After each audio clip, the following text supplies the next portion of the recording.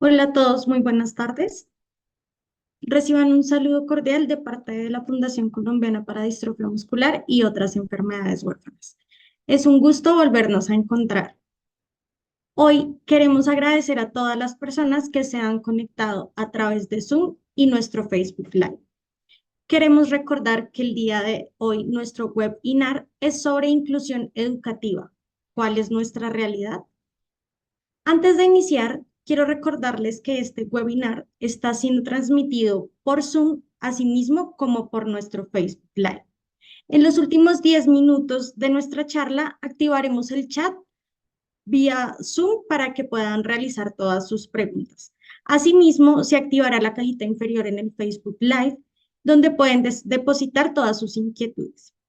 Y de esa forma, nuestra conferencista, al terminar su charla, nos pueda despejar todas nuestras dudas. Así las cosas, quiero darle la bienvenida a la doctora Vanessa Rincón Uri, quien será nuestra conferencista este día. La doctora Vanessa es fisioterapeuta especialista en neurorehabilitación y educación especial e inclusión. Bienvenida, doctora Vanessa. Gracias por estar con nosotros en este día. Y pues nada, darte la bienvenida nuevamente y darte paso para que puedas iniciar tu conferencia. Muchísimas gracias. Dale, María Alejandra, muchas gracias. Gracias a Coldistrofia por esta invitación, por esta oportunidad de estar con todos ustedes. Qué rico que se puedan conectar y que esta información la podamos llevar tanto a los familiares, cuidadores, docentes y todos los que tenemos esa cercanía con nuestros niñas, jóvenes y adolescentes en condición de discapacidad. Entonces, por aquí les voy a compartir mi pantalla. Bueno, vamos a ver acá. Bien. Ahí me confirmas, puedes ver bien y me escuchan bien, ¿sí? Te vemos y escuchamos perfectamente, doctora. Listo, Muchas perfecto. gracias. Bueno, muy buenas tardes, muchísimo gusto. Mi nombre es Vanessa Rencor Ure. Yo de profesión soy fisioterapeuta, especialista en rehabilitación, especialista en educación especial e inclusión social. También soy consultora de lactancia materna y también tengo una formación en método madre canguro. Entonces también veo los chiquitos desde esa etapa neonatal dentro de su proceso de desarrollo. Y pues lo que hoy nos concierne estar en este espacio es un tema que realmente me apasiona, me gusta mucho, sobre todo el poder acompañar, el poder orientar a las familias y sobre todo el llegar al equipo docente y tratar de hacer un trabajo en equipo y que no nos veamos como rueditas sueltas, el equipo terapéutico por un lado, la familia por un lado, el colegio por otro lado, sino que realmente todos desde nuestros roles somos actores positivos para favorecer el proceso de desarrollo y aprendizaje de nuestros niños. Al fin y al cabo, quien nos une es ese niño, esa niña o ese adolescente que necesita de nuestro apoyo. Entonces, esa es la intención de este espacio, que vayamos aclarando unos conceptos, podamos hacer al finalizar como una actividad de preguntas. No me las sé todas, es decir, me gustaría compartirles mucho pues los lineamientos que teníamos desde mi experiencia y por supuesto con el compromiso de poder seguir avanzando y poderles apoyar pues de la manera más adecuada. Entonces, iniciamos con este título y cuando estábamos organizando decíamos, bueno, ¿cómo la vamos a llamar? ¿Qué queremos transmitir a través de este encuentro? Entonces, inclusión educativa, ¿cuál es nuestra realidad? ¿Cierto?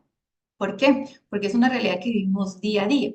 Y para eso, me gustaría que de pronto alguien por chat lo pueda escribir y responder a esta pregunta. ¿Para qué estamos aquí? ¿Sí? Aquí profesores, aquí terapeutas, aquí médicos, aquí cuidadores, ¿cierto? Entonces, ¿para qué estamos aquí? ¿Qué nos motivó a elegir la profesión que hoy en día ejercemos? ¿Sí? Si yo soy docente de aula de apoyo, si yo soy la docente de matemáticas, si yo soy la fisioterapeuta a cargo del proceso de mi chiquito, la fonoaudióloga, la psicóloga, la terapeuta ocupacional. ¿Qué nos llevó a elegir esto y para qué estamos aquí? Si me pueden describir algunas personas por el chat, sería un bonito ejercicio para iniciar.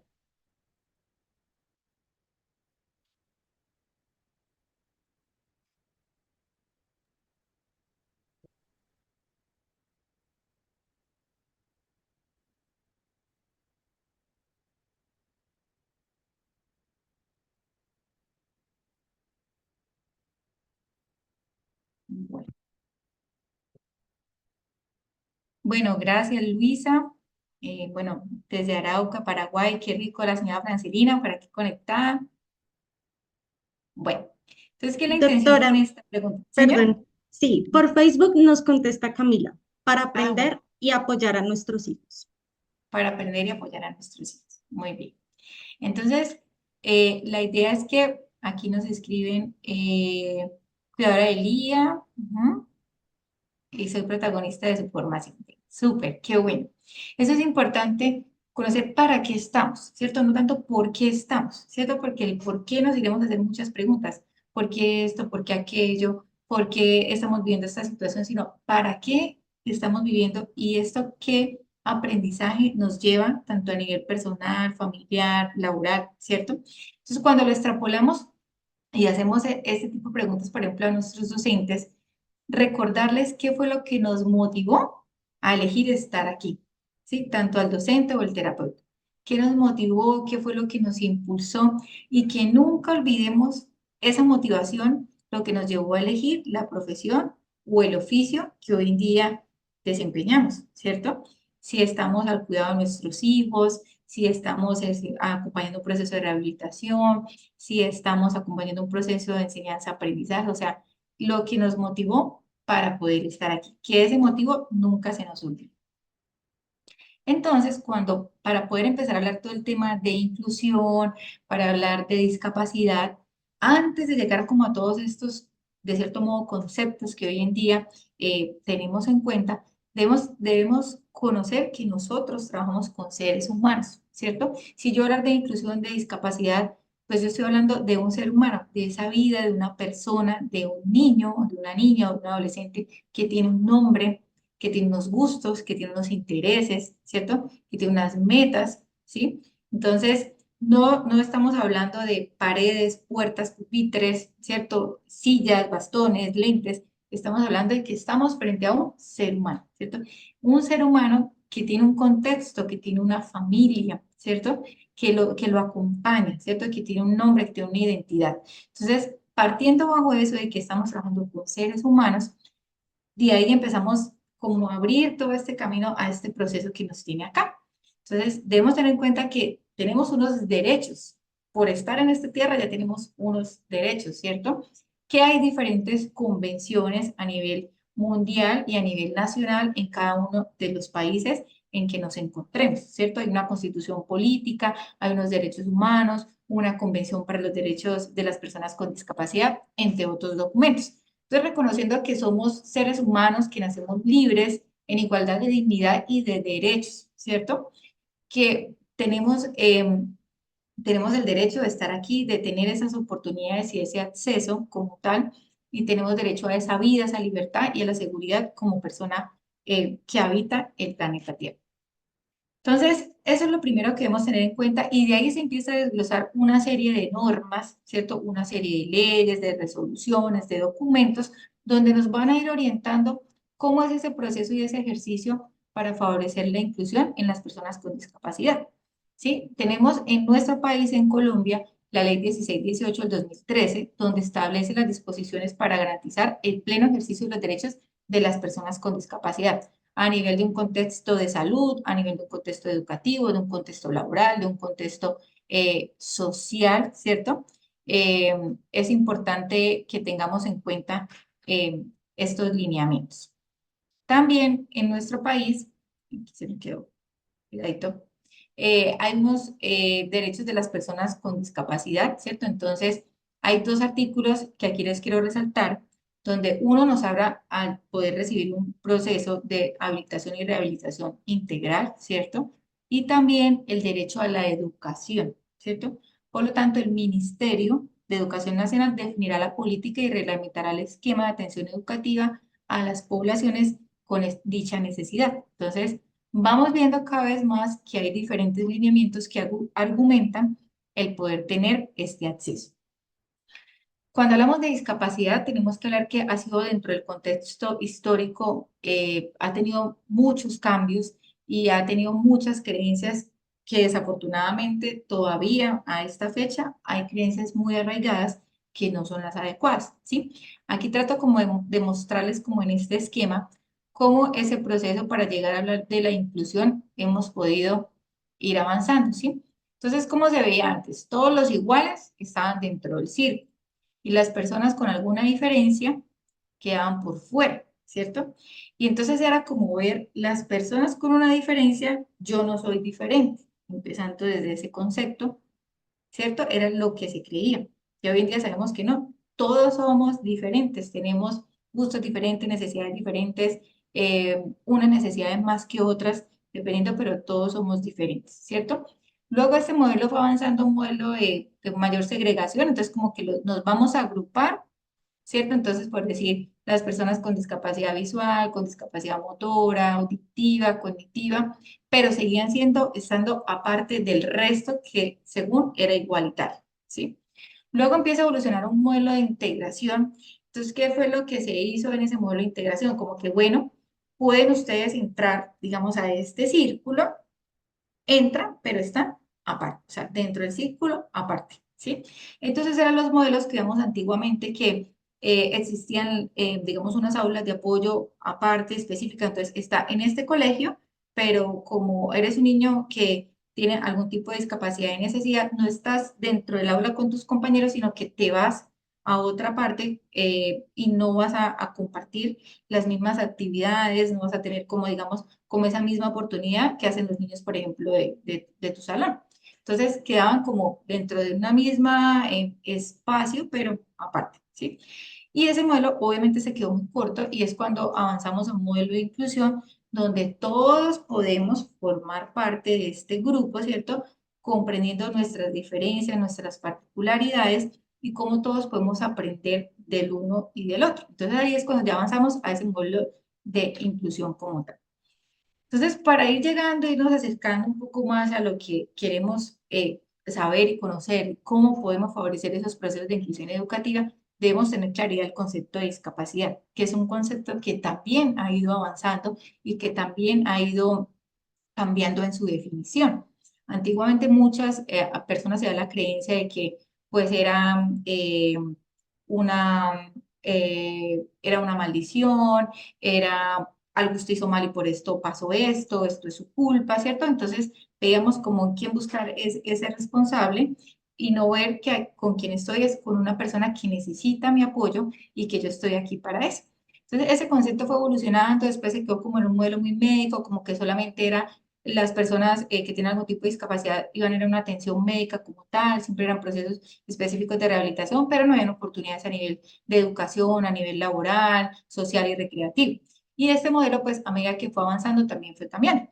Entonces, ¿qué tenemos actualmente y qué entendemos por ese concepto de discapacidad? Ese concepto de discapacidad, ¿cierto? Nos habla que debemos cumplir tres parámetros importantes en las cuales están. Entonces, vamos a hacer el ejercicio, por ejemplo, con alguno de nuestros chicos con algún tipo de distrofia, ¿cierto? Entonces, debe haber dentro de ese concepto de discapacidad una deficiencia, ¿sí? Esta deficiencia es estructural, es decir, cuál es el órgano, el sistema que se ha afectado por la patología del niño, de la niña o del adolescente o del adulto, ¿listo? Entonces, en este caso, vamos a hacer, ejemplo, un músculo, ¿listo? Entonces, ¿dónde está esa deficiencia en esta estructura que es muscular, ¿cierto? Que por ende me va a llevar a una limitación en la actividad, ¿cierto? Entonces la actividad de caminar, voltearme, sentarme, correr, peinarme, cepillarme, ¿cierto? Entonces las actividades que yo voy realizando diariamente. Y por ende me puede llevar a una restricción en la participación, ¿sí? Entonces, poderme desenvolver en los roles propios de mi edad. Entonces, si estamos hablando de un niño, de jugar, de ir a la escuela, de participar en una actividad recreativa, en un deporte, y si es un adulto, pues poder estar en un proceso laboral también, ¿sí? De educación superior o laboral. Entonces, tenemos que ver que la deficiencia, la limitación de la actividad y la restricción en la participación forman parte como un todo, ¿cierto? Pero ¿qué se ha visto? Antes se veía que era la persona, entonces no, como tú tienes esta dificultad porque hubo esta lesión a nivel cerebral o a nivel de tus nervios o de tus músculos, entonces te lleva a todo esto, ¿cierto? Pero estábamos dejando por fuera el entorno, ¿sí? ¿Y qué es lo que hemos visto? Que esa interacción con el entorno nos permite poder ser funcionales, ¿cierto? Dentro de nuestra condición. Entonces, yo puedo tener X o Y patología, pero si tengo un entorno que me favorece mi proceso, que me elimina tanto barreras actitudinales como físicas, ¿cierto? Que promueve que yo me pueda desempeñar dentro de mis habilidades, pues estoy hablando de que puedo participar, ¿cierto? Que eso es lo que realmente le debemos apuntar, a que debemos participar. Entonces, yo puedo tener una condición de discapacidad, ¿cierto? Pero me puedo movilizar en una silla de ruedas, ¿cierto? Y puedo ir en mi silla de ruedas, hacer mi mercado, cancelar con el dinero y retornar a mi casa, ¿sí? Entonces, a pesar de que tengo un diagnóstico como tal, gracias a estas ayudas técnicas y que el entorno me facilita, yo puedo desenvolverme, así no lo haga en bipedestación, sino que lo puedo hacer usando una silla, usando un caminador, ¿sí? Entonces, esa es la idea, que veamos que todas estas ayudas técnicas, lo que hemos ido avanzando y cómo el entorno se va organizando para facilitar ese acceso, es lo que va a promover esa participación, que es lo que realmente nosotros le queremos apuntar en los procesos de rehabilitación, ¿sí? ¿Para qué? Para que ese niño, esa niña pueda al máximo potencializar sus habilidades independiente de la condición que tenga. Entonces, es importante que esta imagen, yo quiero como que la tengan muy presente, que somos seres sociales. El ser humano es un ser social. Nosotros vinimos a este mundo a formar parte de un grupo, de una familia, sentirnos amados, validados, respetados, ¿cierto? Que tenemos unas metas, que tenemos un proyecto, ¿sí? Entonces, viendo desde ahí, nosotros que necesitamos esa oportunidad para poder participar. El hecho, vuelvo y repito, que yo tenga X o Y condición, no quiere decir que yo no tengo la posibilidad y la oportunidad de participar en diferentes actividades propias de mi edad. Entonces, cuando nosotros hablamos de que el niño o la niña vaya al colegio, ¿cierto? Que pueda avanzar, que pueda participar, no es un capricho de los papás, ¿sí? Como es que, ay, pues para qué lo trae al colegio, pues si ya, si el niño no se puede mover de manera independiente, entonces para qué lo trae, si sabemos que tiene un déficit cognitivo y pues no va a la par de sus niños, entonces pues ¿para qué lo trae? No, porque eso va más allá del tema, del texto, del contenido, ¿cierto? Como de todos esos logros académicos, sino es cómo él se puede impartir dentro de un mundo social, dentro de compartir un juego, dentro de poder mostrar sus intereses, sus gustos, de poder participar y de ir formando esa autoestima y de reconocerse parte como un ser social. Entonces, ya irnos adentrando un poco más a este tema de inclusión educativa, teniendo en cuenta cómo ha ido evolucionando este concepto cuando hablamos de discapacidad, cómo el entorno nos puede facilitar o no nos puede facilitar el proceso, y llegamos a un tema específico que es la parte educativa, ¿cierto? Los padres, todos los padres, queremos obviamente que nuestros hijos puedan participar y que puedan estar en un entorno escolar, ¿sí? Depende, por supuesto, de su condición, pues habrá unas situaciones que se deben ajustar, que se deben trabajar, que se debe hacer un trabajo en equipo, pero no quiere decir que nos cerremos a la brecha de que no es posible, ¿sí?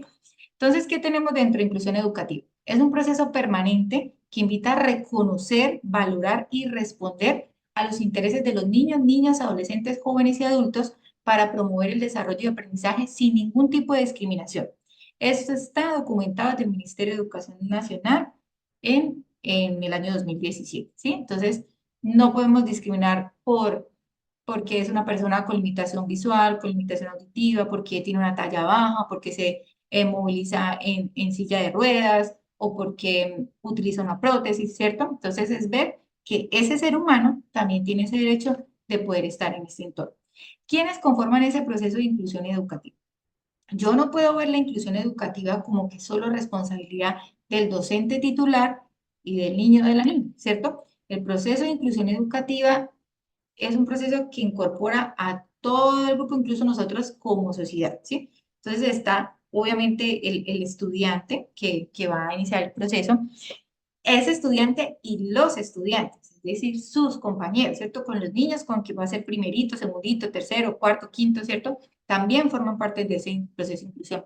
Los docentes, no solamente es el docente titular, sino todos los docentes, así este docente no tenga una interacción directa desde la parte académica, sino que es el docente de bachillerato, pero obviamente ve el niño en el descanso, en las izadas de bandera, tiene, ¿cierto? Este contacto, entonces también debe conocer el tema y también debe formar parte de este equipo los directivos, por supuesto, de la institución, los padres de familia del niño o de la niña, ¿cierto? Condición de discapacidad, y los padres de familia de los demás compañeros, ¿cierto? Porque es que desde casa empezamos a hablar de este tema de inclusión, ¿cierto? Del respeto, desde la solidaridad, desde el apoyo, y esto donde lo empiezo a formar desde la casa.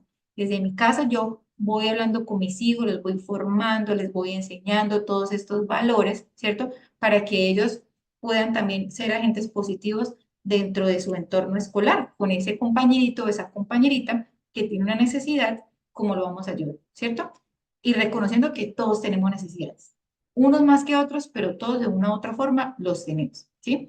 Y esos padres, ¿por qué es importante? Y eso yo hago mucho hincapié acá, porque muchas veces se habla de procesos de inclusión, pero es como que no sepan que está tal niño incluido, ¿sí? No, ¿sí? Los papás, el demás grupo de conocer, porque nosotros cómo vamos a reforzar a nuestros niños, ¿cierto? A los demás compañeritos del grupo para que ellos reconozcan esto y ellos cómo pueden también apoyar, comprender, entender, ¿cierto? Pero eso lo vamos formando también desde el lugar. Y por supuesto, en general, la comunidad y sociedad. Entonces, desde el señor que muy amablemente abre el portón del colegio, a la señora que muy amablemente puede entregar en la cafetería los refrigerios, desde la que está en la parte administrativa, desde las personas de servicios generales, todos debemos conocer sobre el proceso de inclusión y cómo cada uno de su rol va a aportar para que esto se dé de una manera adecuada. Entonces, el proceso de inclusión educativa supone estos cuatro elementos. El primero, aprender a aprender a partir de las diferencias, ¿cierto? Estimular la creatividad y la capacidad de los estudiantes de abordar y resolver problemas propios, situaciones que se nos van presentando en el proceso del día a día. El derecho de los niños y niñas a asistir a la escuela y vivir experiencias de aprendizaje de calidad, lo que les decía, o sea, van al colegio, pero van a participar, van a compartir, como todos los niños. Tendrá una diferencia con algún niño, podrán discutir, solucionarán, se irán a reír, la pasarán bien, o sea, como todo, ¿sí? Y la responsabilidad ética de priorizar a aquellos estudiantes que están en riesgo de ser excluidos de la escuela, ¿sí? Entonces hablamos, en este caso, los niños con discapacidad, pero también, por ejemplo, los niños que son migrantes o que vienen de otro tipo de cultura, también cómo hacemos este proceso como tal. Entonces, hay un documento que lo podríamos compartir y que me pareció muy interesante que lo encontré, donde habla de la educación en Colombia para población con discapacidad, realidades y retos. Está publicado en marzo del 2023 y fue un ejercicio que hicieron entre la Fundación Saldarriaga Concha y el Laboratorio de Economía de la Universidad Javeriana, ¿sí? Este es un documento muy completo que vamos a poderlo compartir para que ustedes lo puedan revisar, pero aquí nos habla como los retos que se ha ido enfrentando el país en la implementación de estos procesos de inclusión educativa y nos muestra algunos abordajes como por diferentes departamentos cuáles tienen mayor cobertura para los procesos de inclusión educativa, cuáles menos, cuáles son las barreras que han encontrado y sobre todo cómo estamos viendo los procesos de inclusión tanto por diferentes tipos de discapacidad y tanto en las entidades públicas como privadas, ¿sí? Entonces, ahí nos muestra un ejercicio muy interesante de cómo ha sido la evolución en nuestro país. Y aquí en este diagrama nos muestra y los divide por diferentes tipos de discapacidad, ¿cierto? Los que están en azul son los que están incluidos en instituciones oficiales y los no oficiales son las instituciones privadas, ¿sí? Eh, de acuerdo como a la zona del país, pues este proceso tiene diferentes tipos de cobertura y es importante reconocer que, pues, específicamente en Colombia, se ha hecho un proceso, digamos, como muy juicioso de ir incorporando todos los acuerdos que se han firmado desde la Convención de las Personas con Discapacidad, a sus derechos, a sus deberes, ¿cierto? Todo lo que se puede ir haciendo. Y si bien ha avanzado en que esta cobertura se pueda ir ampliando y que realmente, pues, muchos más niños, jóvenes y adolescentes se puedan ir incluyendo dentro del sistema educativo, aún persisten grandes retos frente a este tipo de población, ¿sí? Sobre todo que hay muchas barreras que a veces no facilitan su participación en el aprendizaje. Entonces también debemos tener en cuenta las personas que viven en el área rural, ¿cierto? Como también todo nuestro sistema vial, por ejemplo, que las carreteras son destapadas, la condición climática, a dónde es la escuela más cercana, ¿cierto? para que ellos puedan acceder a este proceso. También son personas que necesitan asistir, pero también estas barreras del entorno no le facilitan a que ellos puedan lograr. Entonces, en ese orden, vamos a empezar a hablar un poquito de dos puntos importantes dentro del proceso de inclusión educativa. Siempre, en todos estos años de trabajo en esta área, de acompañar a las familias, a los pacientes, a los docentes, de ir a colegios, de escuchar tantas respuestas por parte de los docentes, de los directivos, de los mismos estudiantes, ¿sí? De hacer como este ejercicio, porque pues hay unos lineamientos, ¿cierto? Y uno sabe los lineamientos y uno dice, bueno, aquí dice la norma tal, dice tal cosa, aquí dice que debemos hacer tal cosa, ¿sí? Entonces, todo en el papel, todos los lineamientos, todos están registrados, pero a la hora muchas veces de llevarlo a la práctica no se realiza, ¿sí? ¿Y qué es lo que uno más ve? La actitud, ¿cierto? La actitud y la falta de disposición de muchas, de esta comunidad, no solo estoy hablando de los docentes, recuerdan que el proceso de inclusión somos todos, ¿no? Entonces los directivos, los estudiantes, los padres de familia, la comunidad en general, todos, como realmente a veces esa actitud es la que no permite que esto se pueda dar, ¿sí? Como uno puede contar experiencias de esa docente súper motivada, de que está viendo, que está y sintiendo que trabaja con un niño, con una niña, con un ser humano, y cómo ella puede ser facilitadora de ese proceso, ¿sí? A veces vemos como que tener el niño en situación de discapacidad en un proceso escolar es como más carga, más cosa, más no, y nos estamos perdiendo esa oportunidad de todo lo maravilloso que podemos aprender junto a ellos y sus familias, tanto para nosotros como para los demás estudiantes. Entonces, esa actitud, entonces realmente para Vanessa Rincón, un proceso de inclusión requiere desde ese sí, desde esa decisión, desde que vamos a abordar, desde que vamos a trabajar, ¿cierto? Como desde esa apertura que tengo, que sí, habrán casos más complejos que otros, en el entorno donde estoy probablemente no tengo estas ayudas, no tengo esto, no tengo aquello, pero sí puedo buscar recursos y tener con lo que tengo a la mano, haciendo un trabajo con la familia y el equipo terapéutico para poderlo lograr, ¿sí? Entonces la actitud es súper importante. Entonces, quiero como compartirles dos experiencias que tengo como muy marcadas. Hace mucho tiempo, yo fui a hacer pues a hacer una visita a un colegio de un chico incluido con autismo, ¿sí? Entonces, resulta que es un colegio público, es obviamente de muchos estudiantes, un colegio muy grande, y resulta que pues yo iba con todo el tema de cómo íbamos a socializar el caso, y yo siempre les digo a las familias, cuando el niño va a empezar el proceso, debemos conocer el colegio, los directivos, los docentes, hagamos un empalme en qué vamos del proceso, ¿sí? En qué vamos a apoyar, qué objetivos vamos a tener, ¿sí? Pero no como que vaya al colegio y pues como que nadie tiene ni idea. Entonces, con este chico recuerdo que empezamos a hacer el proceso y salió el director y me dijo, doctora, tiene 10 minutos para que nos cuente el caso. Entonces yo le dije, profe, yo en 10 minutos pues no voy a poder hacer nada realmente. Yo necesito que ustedes me brinden un espacio más amplio, que pueda estar el equipo docente, la hora que ustedes digan, yo voy a estar acá para que ustedes puedan conocer el caso de mi paciente y cómo vamos a trabajar y hacer el proceso. Cómo aprendemos todos de todos, ¿no? Porque no es que uno se la suba más que otro, sino cómo todos vamos a aportar. Entonces recuerdo que entre eso ellos estaban como en una reunión, todos haciendo cosas y pues yo me presenté, les dije cuál era la intención y una docente llegó y dijo así como lo resulta, dijo, es que el proceso de inclusión es que ellos vengan aquí al recreo a jugar. Entonces le dije, profe, eso es lo que necesitamos abordar. La inclusión no es que vengan aquí al recreo a jugar, ¿sí? Entonces requiere de un proceso bastante interesante y pues qué rico que lo podamos trabajar.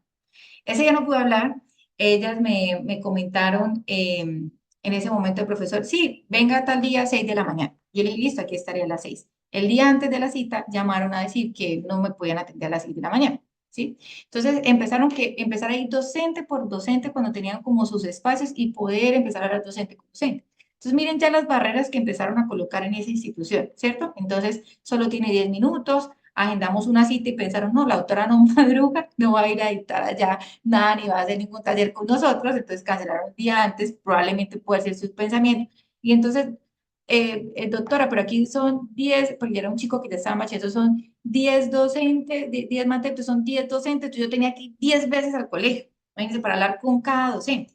Entonces yo le dije a la mamá, no, o sea, este no es el lugar, no es el lugar para su hijo, nos están colocando todas las barreras, ¿sí?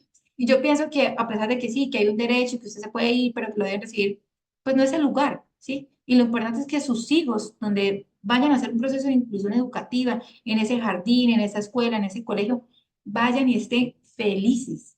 Más que todos los logros que ustedes, o toda la suma, la resta, las divisiones, el proceso lectoescritor, lo que sea, más que todo eso, es que ellos se sientan felices, que digan qué rico, voy a ir a mi colegio, me pongo mi uniforme, compartiré con mis compañeros, voy a alzar la mano y contaré tal cosa sobre las ballenas. Aprendí que nuestro país tiene tantos departamentos, aprendí que los colores de mi bandera son tales, o sea, que el niño se pueda expresar en un ambiente que le brinde esta oportunidad. Entonces, esa es como mi primera invitación de que nuestros niños se sientan felices, se sientan bien donde están, ¿sí? No, no como ahí, como a la fuerza, como que debes estar aquí. Entonces, en ese caso, le dice la mamá, este no es el lugar. Y empezamos a hacer un proceso, a visitar, y la mamá sí, terminó ese año y totalmente diferente a otra institución donde ingresó, puertas abiertas, hacíamos socializaciones periódicamente, el chico feliz, se vio reflejado, ¿sí? En muchas habilidades que él pudo mejorar y todo es donde uno se sienta bien. Entonces es como tener eso en cuenta. Y el otro caso que también recuerdo bien, uno de mis chiquitos que fue prematuro, entonces tuvo una retinopatía, entonces él quedó con una limitación total de su visión. Y cuando empezó un jardín y conocí a su maestra, una maestra súper linda, y ella empezó como a ir organizando dentro del espacio del aula para que él se pudiese ir ubicando su puesto de trabajo. Recuerdo tanto que ella con los abrehuecos de la, aquí de la, ¿cómo se llama? De las hojas, con estos abrehuecos, ella empezó a hacer huequitos de foamy, de diferentes texturas, las bolitas, y se las pegaba por decir una cartulina, y que él con sus deditos empezara a tocar el tacto. Y yo dije, miren, la profe aquí espontáneamente está haciendo una preparación cuando él empiece a aprender el sistema braille, ¿no? Está empezando a trabajar la importancia de sus manos, porque él va a conocer el mundo a través de sus manos. Y la profe fue haciendo como esos ajustes, pero hay una total disposición por parte de esa profe, que obviamente tenía más niños, unos niños en etapa preescolar, sí, que también debía estar apoyándolos, pero ella tuvo una total disposición para este chiquito en que su paso por ese jardín fuera muy significativo. Entonces, por ejemplo, cuando era el concepto de familia, él contaba sobre su familia y con unos títeres, él tocando, entonces al tocar, él puede decir mamá, papá, niño, niña, abuelito, ¿cierto? Como lo que él iba descubriendo a través de su mano. Entonces miremos que realmente es desde esa actitud. Y ya cuando nos vamos a esos lineamientos, pues estamos viendo unos lineamientos que tenemos desde el ministerio como tal, ¿sí? Entonces aquí vemos el DUA, ¿cierto? Que es el diseño universal para el aprendizaje, ¿sí? Ese diseño universal para el aprendizaje es una metodología de enseñanza y aprendizaje de cómo el docente realiza su planeación y ese DUA aplica para todos, ¿sí? Con o sin discapacidad es el DUA, ¿cierto? ¿Qué reconoce el DUA? Parte de varias cositas, por decirlo así. Lo primero, que todos somos diferentes, ¿cierto? Entonces, si en mi salón, visiblemente puede que yo no vea a un niño que llegue en un caminador, en una silla, que tenga una dificultad para desplazarse o para oír, o, ¿sí?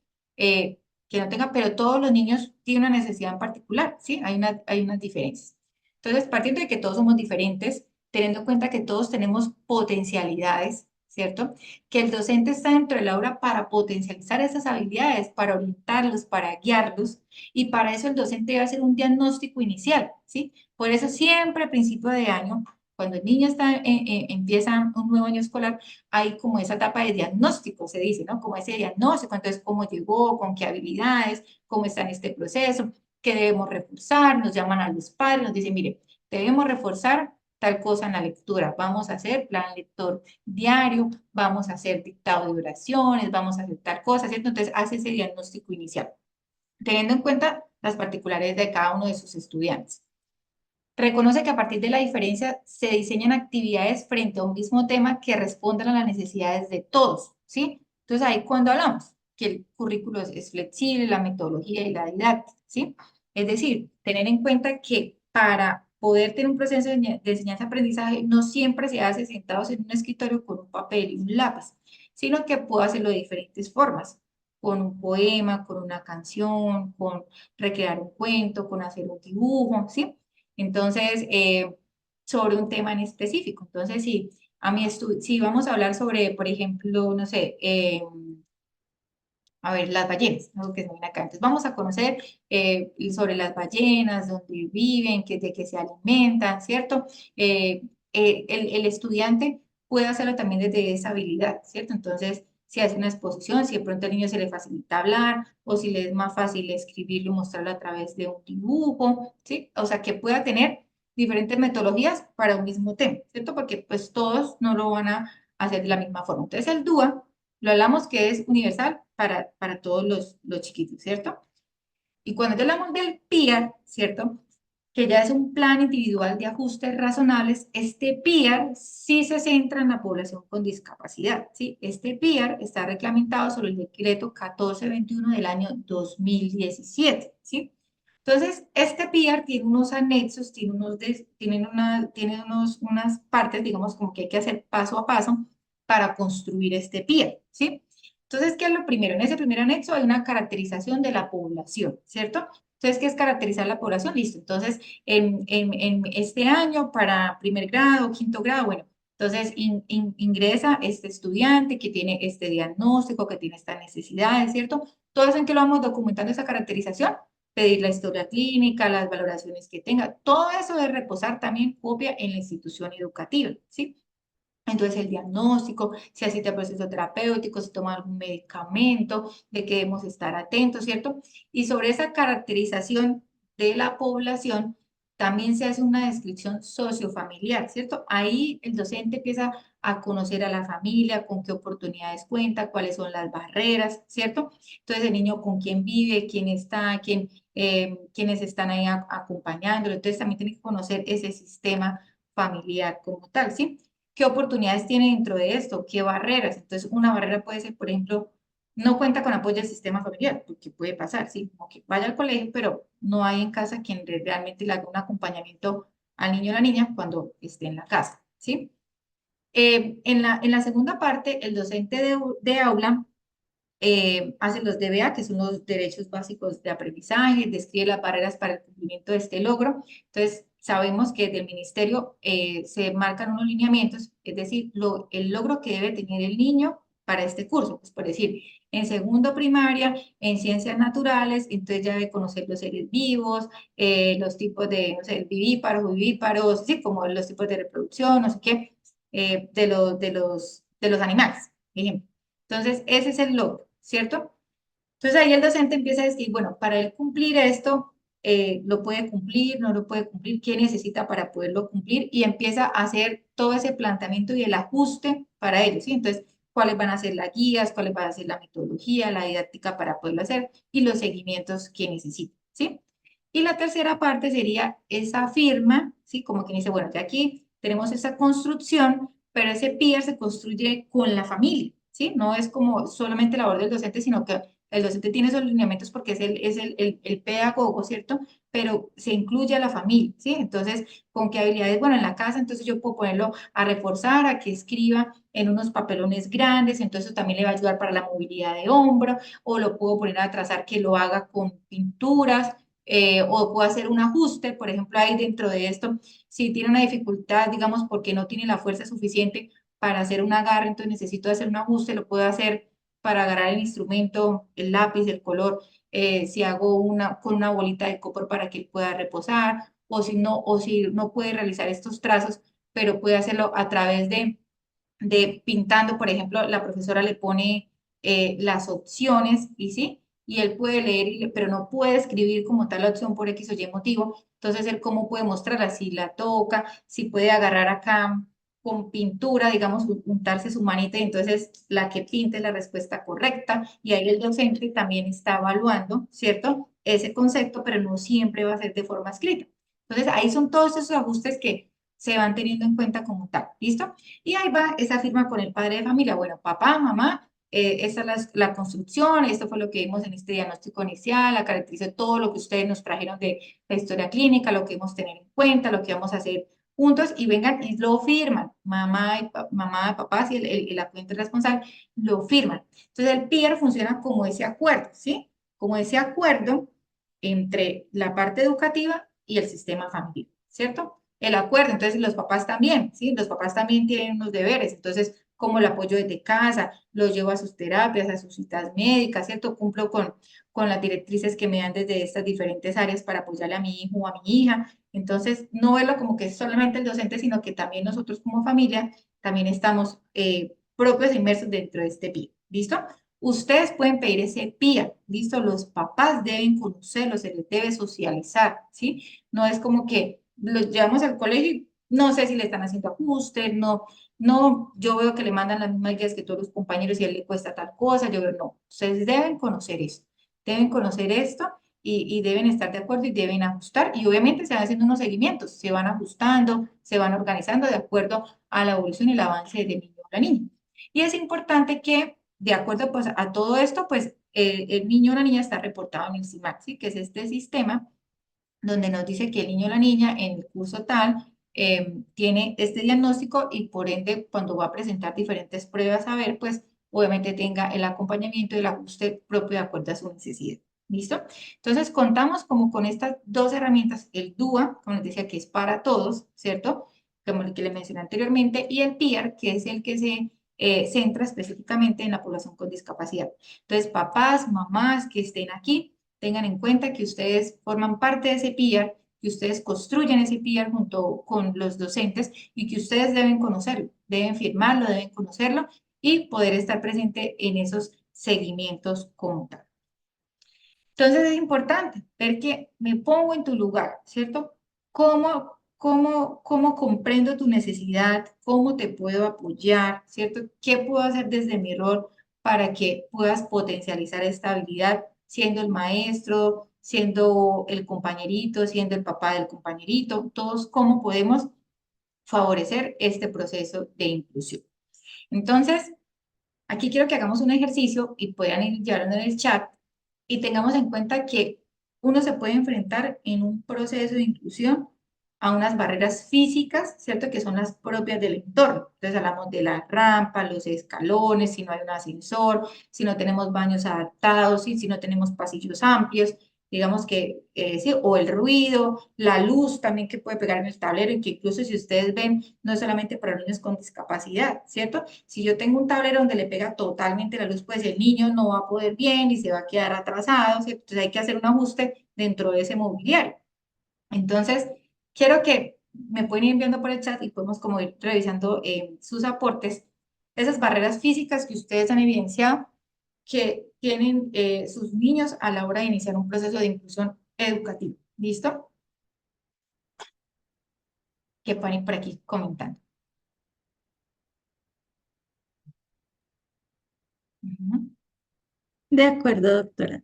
A través de Facebook Live, la señora Luz María Barranco nos pregunta, mi caso donde mi hijo, mi caso donde mi hijo con el coordinador del colegio tiene una actitud y sus docentes este año han encontrado muchas barreras administrativas y no le aplican sus ajustes. Ok, entonces ahí estamos encontrando una barrera, ¿cierto? En el caso que nos mencionas. Entonces ahí debemos dirigirnos al colegio, ¿sí? Obviamente de una manera, pues no vamos a llegar como a chocar, sino como, bueno, ¿qué está pasando? Nosotros estamos aquí para formar parte del proceso y empezar a organizar. Listo, ¿qué tienen ustedes? No tenemos nada. Pueden decir, no hemos hecho nada. Sí, listo, bueno, no han hecho nada, listo. ¿Qué podemos empezar a hacer? Vamos a delegarnos tareas, ¿listo? Compromisos. Vamos a empezar a hacer compromisos porque devolvámonos al inicio, es un derecho a recibir un proceso educativo de calidad, de equidad, ¿listo? Entonces empezamos por ahí, ¿sí? Ese va a ser como quien dice el primer paso que vamos a hacer, conocer si tienen PIAR o no tienen, si no lo tienen, empecemos a hacer la construcción del mismo y empecemos a establecer objetivos y hacer seguimientos cada 3 meses, ¿cierto? Como para ir viendo tanto se está cumpliendo, qué tanto no y qué ajustes vamos haciendo. Entonces sería como la invitación inicial, ¿listo? En este caso. ¿Qué otras De barreras ven por acá? Brandon Ramírez también nos comparte. Cuando mis chicos mayores ingresaron a estudiar, noté cierto rechazo.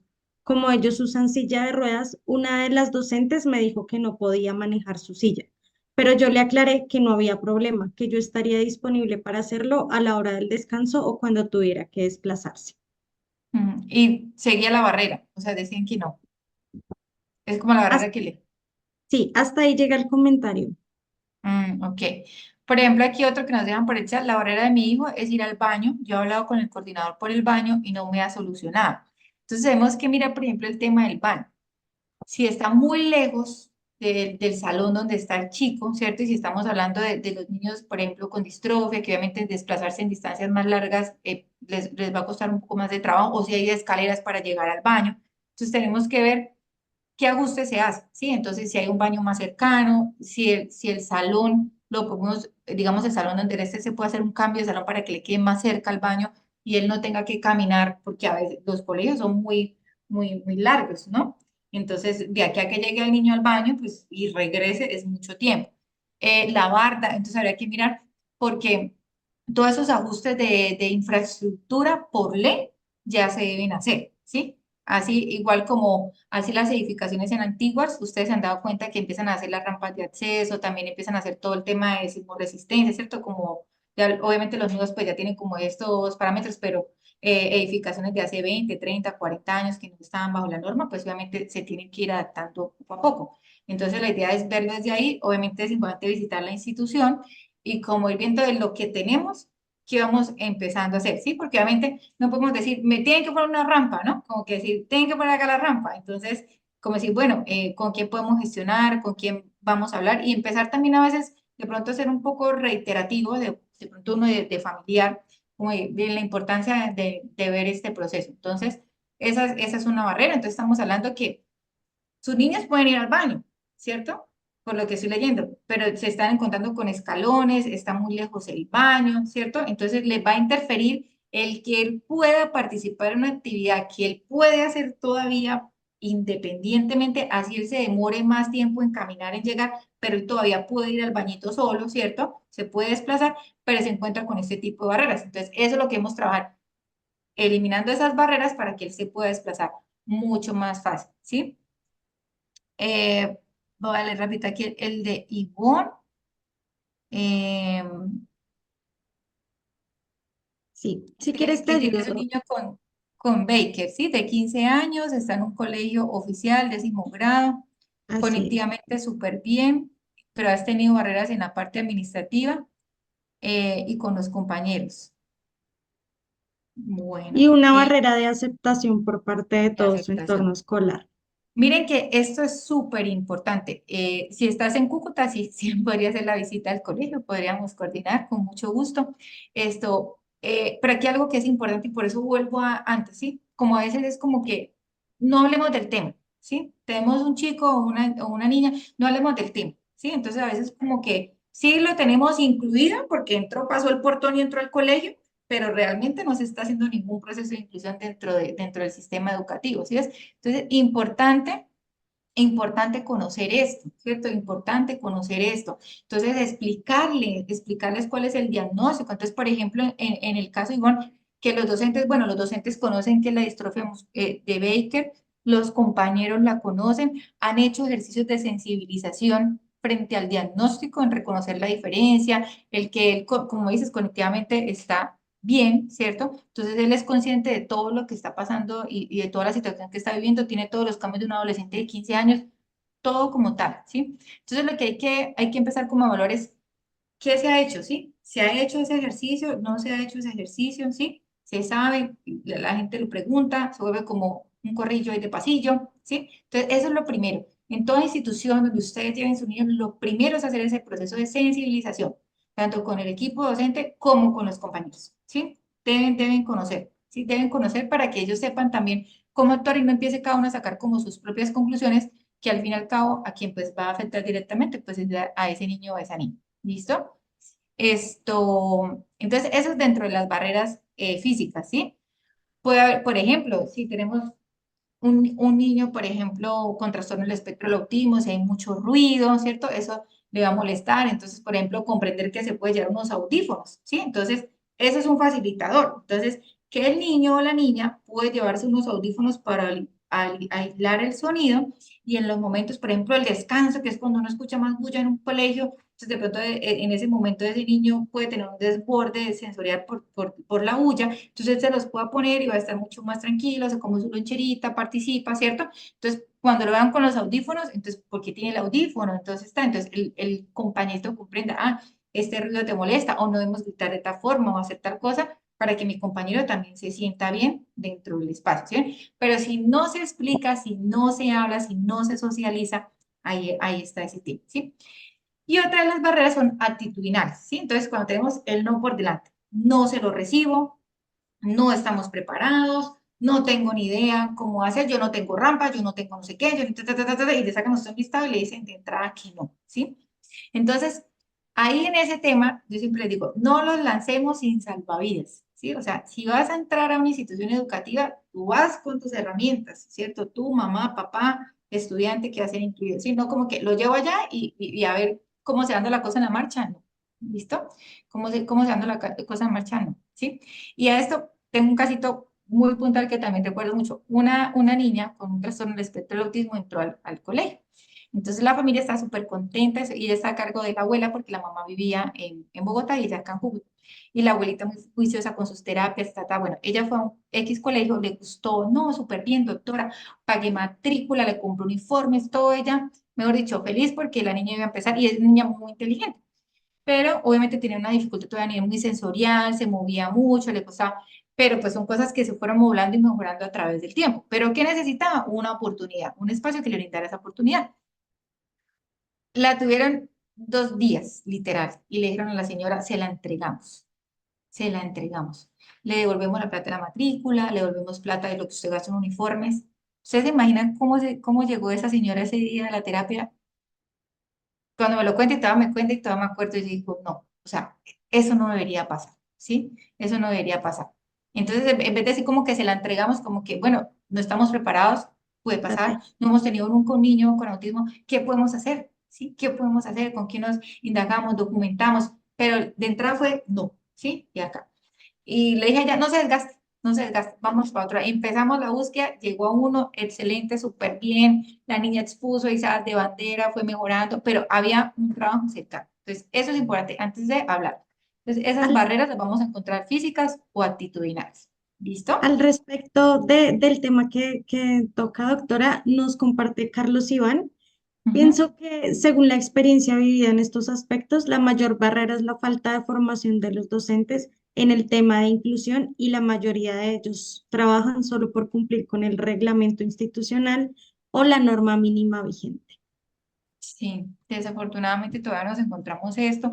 Por eso yo vuelvo a la imagen del inicio, que nunca se nos olvide por qué elegimos lo que estamos haciendo, que nunca se nos olvide por qué yo cuando inicié quise ser docente, quise ser pedagoga, qué fue lo que me motivó, que nunca se me olvide cuando yo dije quiero ser fisioterapeuta y me veo trabajando con niños o personas en situación de discapacidad, que eso nunca se me olvide, ¿sí? Que esa siga siendo esa chispa y esa motivación, así pasen 15, 20, 30 años así obviamente física y corporalmente yo no esté ya en las mismas condiciones de hace 15 años para estar moviéndome de la misma manera. Entonces lo mismo pasa con los docentes, uno entiende, para mí el ser docente es una labor muy responsable y muy respetuosa y muy ardua, porque es que te estás enfrentando a tener 30 estudiantes y a veces más, 35, 40, ¿cierto?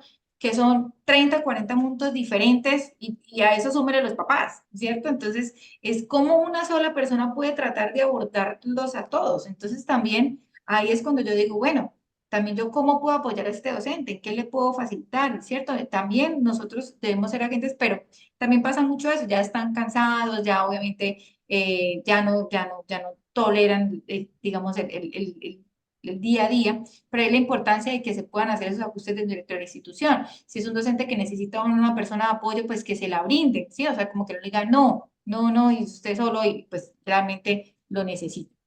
Entonces, es cuestión de actitud, lo que les decía. Aquí les quiero ir como mostrando unos ejemplos, unos casos para que los vayamos conociendo.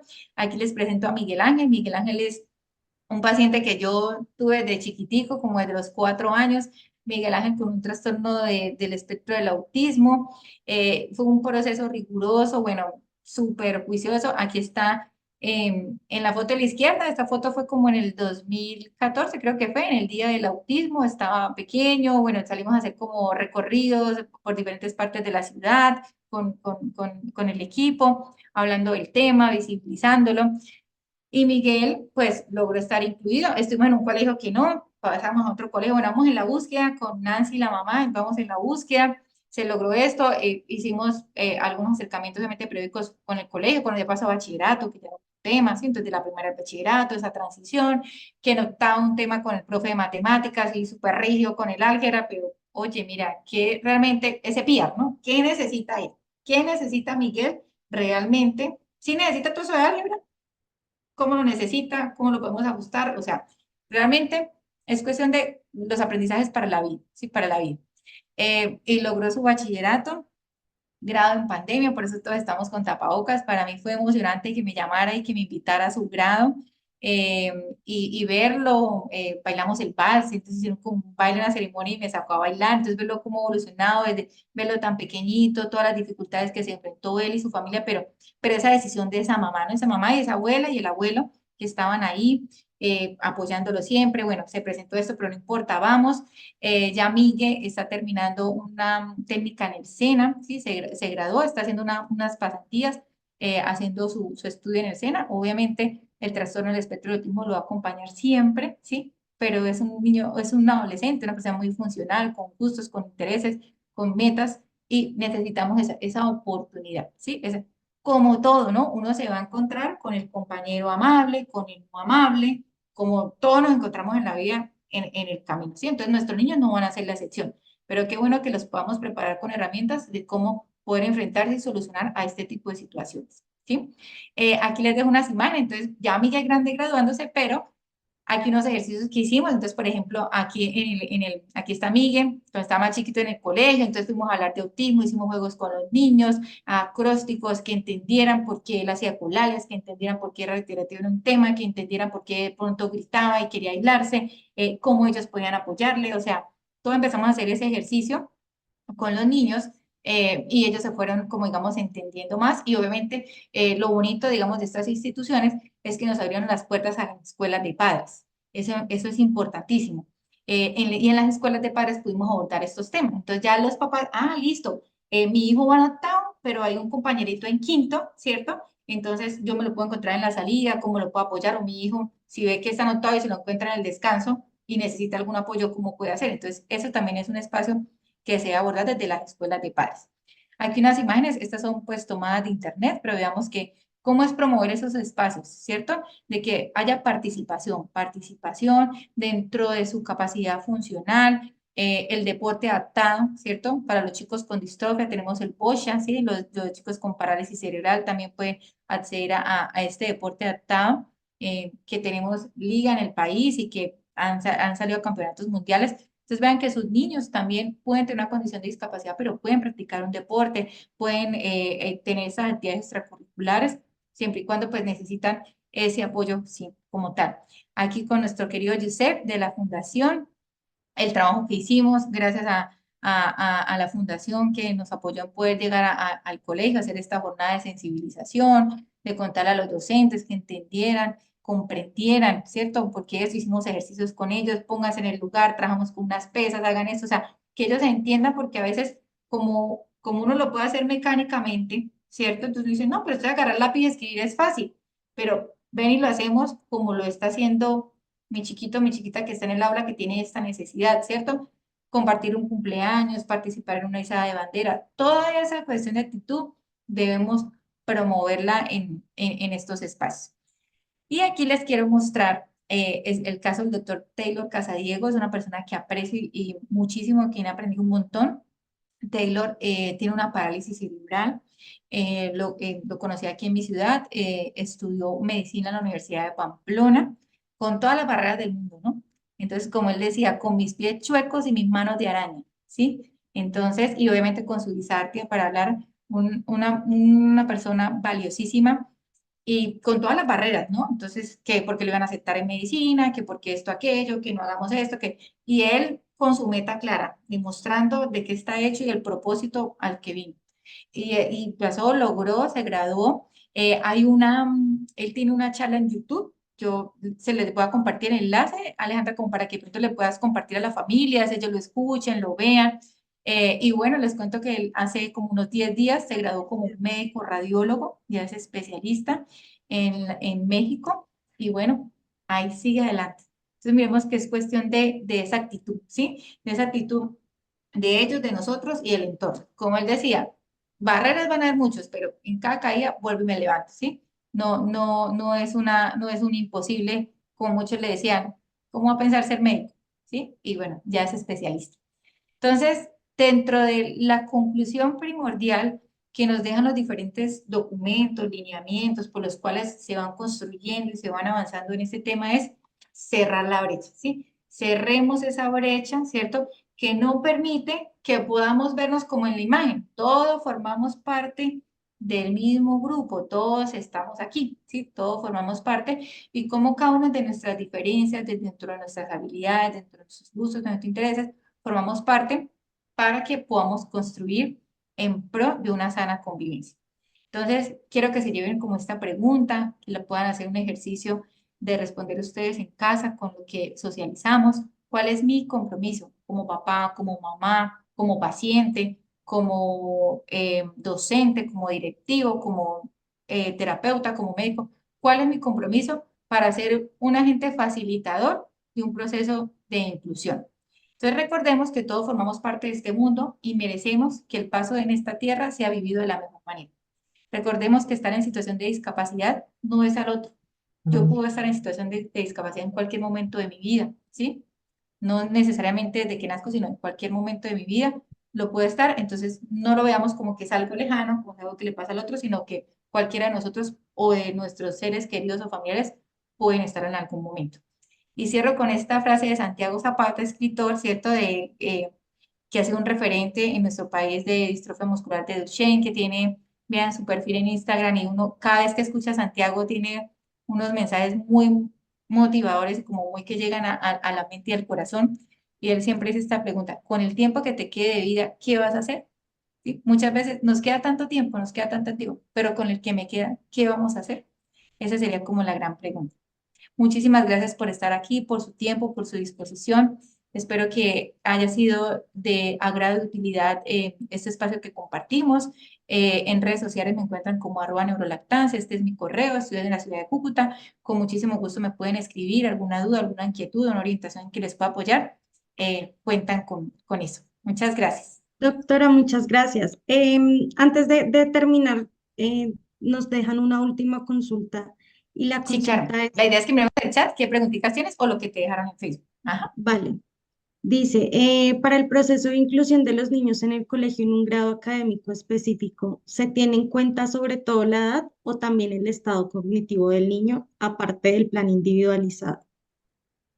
Tienen que llegar a un equilibrio de los dos, ¿sí? Entonces, mira, sí, porque una cosa es la parte cognitiva, ¿cierto? Que puede ser de pronto inferior a su edad cronológica, pero de pronto de ciertas habilidades, digamos como interacción con sus pares, sí va como a los de su edad, ¿sí me hago entender? Entonces puede tener 13 años, iría más o menos en un octavo grado, ¿sí? Entonces digamos que dentro de su comportamiento, la parte social, tiene esos intereses, gustos, como que compagina dentro digamos, dentro de los chicos de 13 de años de octavo, pero cognitivamente le cuestan todavía muchas habilidades académicas propias de octavo grado, ¿sí? Entonces ahí es donde se mira en ese PIR. Entonces, si queda en octavo, ¿cierto? Porque obviamente es de la parte social, ¿cierto? Es de la parte emocional, porque entonces como que, bueno, yo estoy aquí, pero me van a colocar con niños de quinto, pues obviamente ni para los de quinto ni para él. Entonces se tiene que revisar como esa parte, ¿sí ves? Entonces, y ahí entonces en el PIR y donde hacen todos los ajustes de acuerdo a las habilidades y capacidades cognitivas del chico. Como tal, va dentro del PIR, hace como tal la evaluación académica, pero está dentro del grupo con sus compañeros, con los de su edad, comparten charlas, comparten sí, pero probablemente de pronto en temas académicos es lo que de pronto no logra llevar el mismo ritmo de sus compañeros. Entonces, tiene que ser como muy consensuado, tienen que mirar como el espacio, el grupo, los compañeros, también él cómo se siente, ¿no? Hay que preguntarle también, ¿no? ¿Cómo te sientes? ¿Cómo te ves? Todas esas cosas son importantes tenerlas en cuenta. Ujú. Doc, nos hacen una pregunta más y es, ¿Qué puedo hacer para evitar el bullying hacia mi hijo? Mira, es un tema que a todos nos toca, ¿no? Nos toca formarnos, nos toca aprender.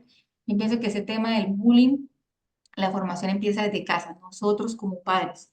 Muchos niños, cuando ustedes detecten una situación, dicen, bueno, están haciendo bullying a mi hijo, es el agresor, como se conoce, o el victimario, es el que está haciendo el bullying, hay que llamarlo, hay que revisar qué pasa. Muchas veces ellos van y expresan en el entorno educativo lo que están viviendo en la casa y muchas veces el que está siendo el agresor, digámoslo, pues está viendo muchos procesos que no conocemos, pero el bailos, como que el que es agresor ha sido agredido y aprendió cómo agredir, ¿sí? Entonces lo va a extrapolar allá. Obviamente, pues no es concebible, no lo podemos permitir que lo hagan con nuestros hijos, pero sí es un llamado de alerta y de una con la institución educativa activar la ruta para hacer esto, ¿sí? Para hacer esto porque hay que estar desde la familia, desde el contexto, de todo, y obviamente también cómo fortalezco a mi hijo en estas habilidades. Obviamente hay que ver qué tipo, qué, o sea, cómo es ese bullying, ¿no? Es con miradas, con gestos, con palabras, si ha ido al golpe, porque eso puede pasar, ¿no? Entonces, no quiere decir que solo con la mirada es una bobada y es más duro el golpe, no. Ambos tienen igual de importancia, pero sí debemos de una ante esas, como esas banderitas que se están mostrando, poderlas atender a tiempo. Listo. Nos hacen dos preguntas que son muy Ujú. similares. Y una es, mi hijo tiene distrofia muscular de Duchenne y me dicen que tiene que ir al colegio, pero mi hijo no quiere ir. ¿Qué puedo hacer? Y la otra es similar. ¿Qué se hace cuando el niño no quiere ir a estudiar? Bueno, ese es un tema en el que se va a hacer un trabajo orientado muy desde la parte de psicología. Necesitamos un psicólogo que nos ayude a abordar, ¿cierto? ¿Por qué no quiere ir? Él qué piensa dentro de su proyecto de vida, cómo él entiende su diagnóstico, ¿cierto? Porque desconozco pues las edades que tienen los chicos que nos mencionan. Entonces, ¿por qué no quiere ir? ¿Sí? Entonces, si no quiere ir presencial o de pronto hacer algo híbrido, como algo virtual y algunos días presencial, ¿sí?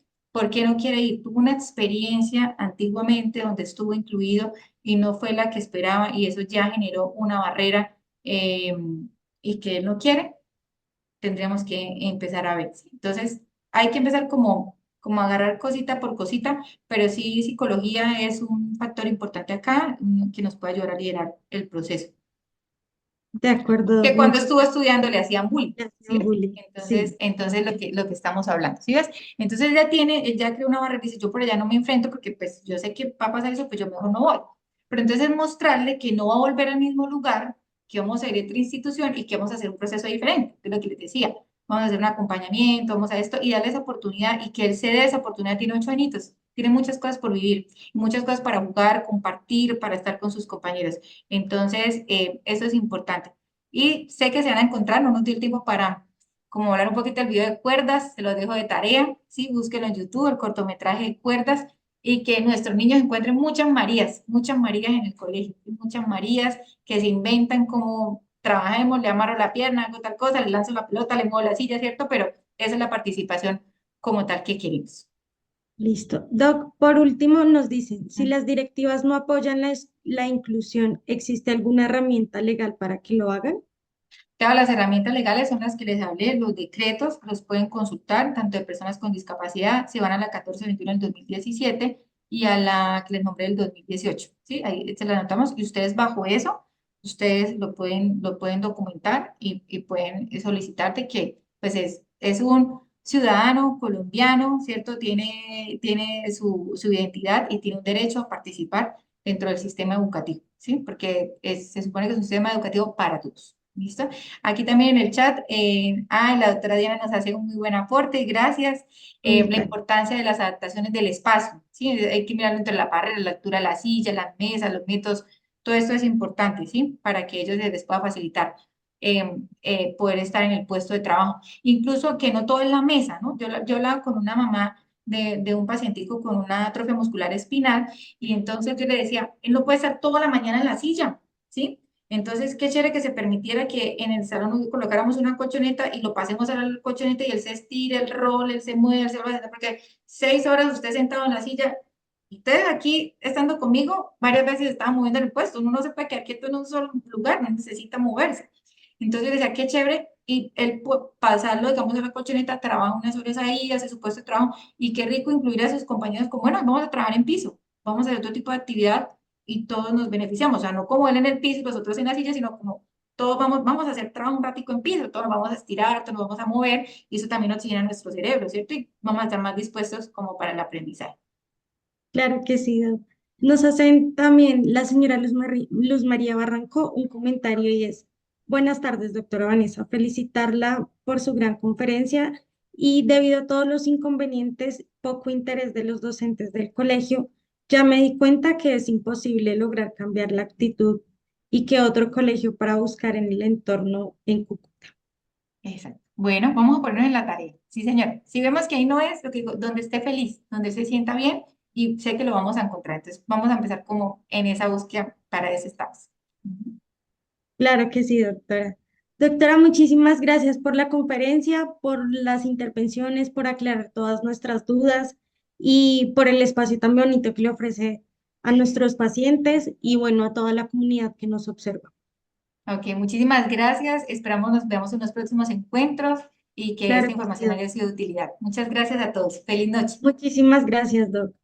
A Gracias. todos, muchísimas gracias también por la participación. De esta manera hemos llegado a la parte final de nuestro webinar y queremos agradecer muchísimo, muchísimo a la doctora Vanessa y a ustedes por habernos acompañado. También recordarles que en Facebook Live y en nuestra página de Facebook quedan guardadas nuestras conferencias para que puedan, por favor, consultarlas allí las veces que quieran o que les sean necesarias.